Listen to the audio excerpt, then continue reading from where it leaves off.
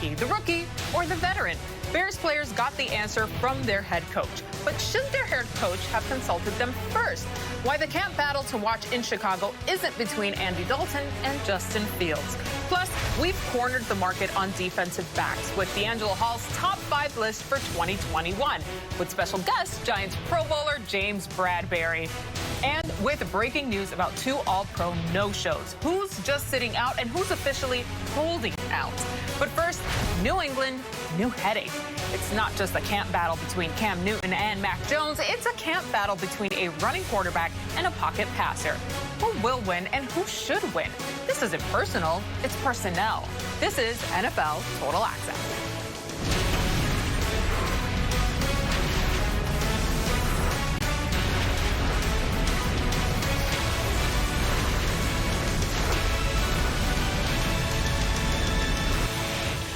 Welcome to NFL Total Access. My name is MJ Acosta-Ruiz, and there's no easy way to say this, so I'll just say it.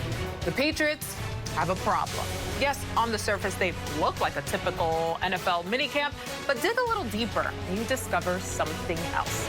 Cam Newton and Mac Jones taking their reps on day 1 of a 3-day Mandy Mini. Newton appears to be okay after that hand injury he suffered last week, but for Bill Belichick, the big decision here may not be a matter of choosing quarterbacks. It may be a matter of choosing systems. The former MVP admitting he's still learning. You know, I have a constant note that I remind myself each and every day is pre-snap comfort will help post-snap results for me. And last year, Josh's system was something that has worked for decades and decades. So for me, it was up to me to kind of learn it as much as possible. And I'm so grateful to have another opportunity to learn it as much as I possibly can. In the latter part of the season, it just caught up to me. You know, I was thinking too much. I was trying to be something, you know, when it wasn't enough hours in a day, you know what I'm saying? And it's not like we wasn't working. You know, Jed at the time, quarterback coach, you know, was putting in hours and hours. It wasn't anything as far as mechanics. It was more or less than just overthinking in the comfort level. Hello to James Jones and Tom Pelissero with me today. All right, guys, we hear all the time how teams search for quarterbacks they can build around, guys who will fit their system, right? It's an interesting situation here in New England because they have 2 completely different guys in Cam Newton and Mac Jones. So, James, Cam is QB1 right now. But should the Patriots adjust the offense for Cam, or should Cam adjust to the system? Well, you know what, MJ? I think what the Patriots did this offseason, they showed us that they are going to adjust to Cam. I mean, they went out and you got 2 big-time tight ends in Jonnu Smith and Hunter Henry. You get some speed on the outside, and you have a very good running game, and you beefed up the O-line. Why was Cam Newton so dominant in Carolina? Well, he had a big-time tight end in Greg Olsen. He had a big-time running game, and he had some speed on the outside. So they already showed, hey, last year Cam came in and he tried to run our system, and he did okay. But this year, we are going to build around him. We are going to do what he does best, and they showed that by what they did in free agency, and that's what it's going to be. And even when you hear Cam talk, he said, man, you're talking pre-snap and all this stuff is much different than the things that he did in Carolina. So now we're going to slow it down a little bit, let Cam play fast and do what he does best.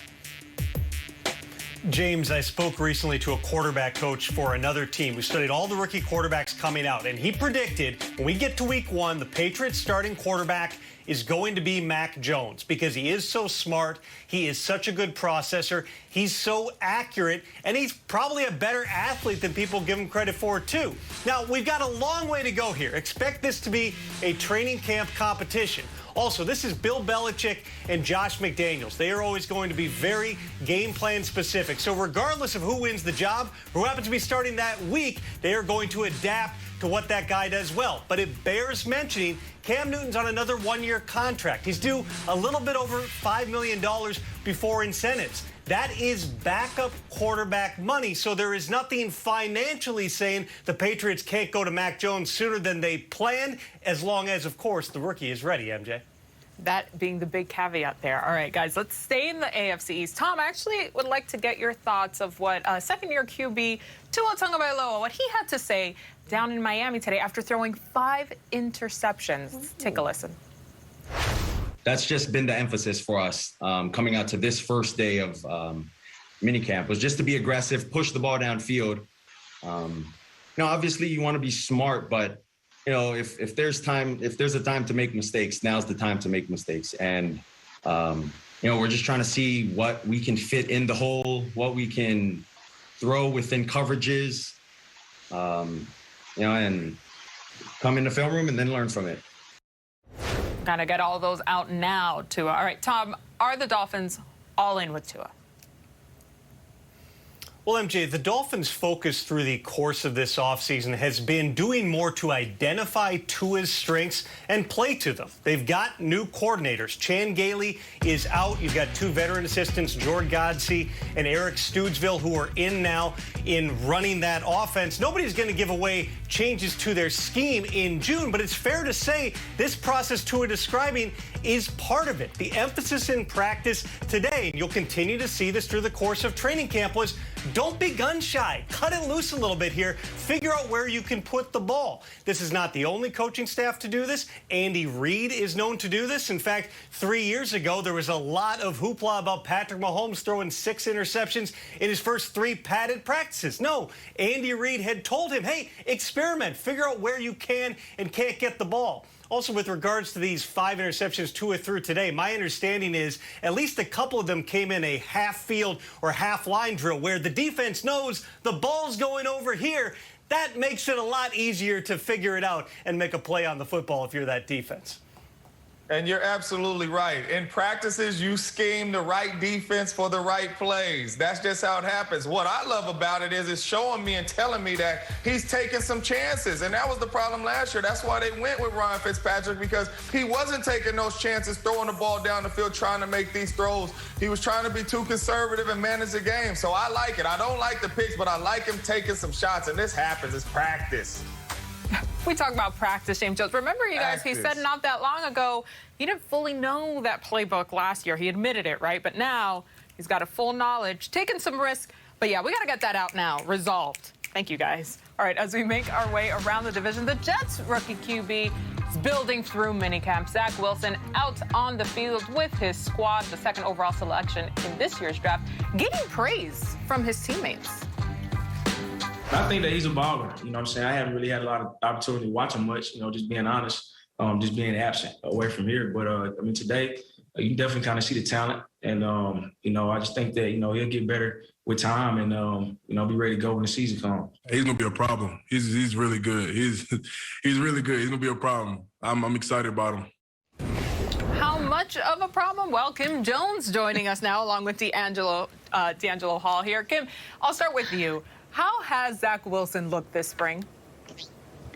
Well, D'Angelo and MJ, I have yet to see a rookie quarterback come into this league and not have any growing pains in his first mini camps and first introduction to the pro game. And Zach Wilson is no different. He had 2 interceptions today during team drills. He's also had, yes, his fair share of excellent throws that I've seen when I've been at these Jets practices and this week at the mini camp. He's also gotten rave reviews from who he is in the building and the way that he approaches practice.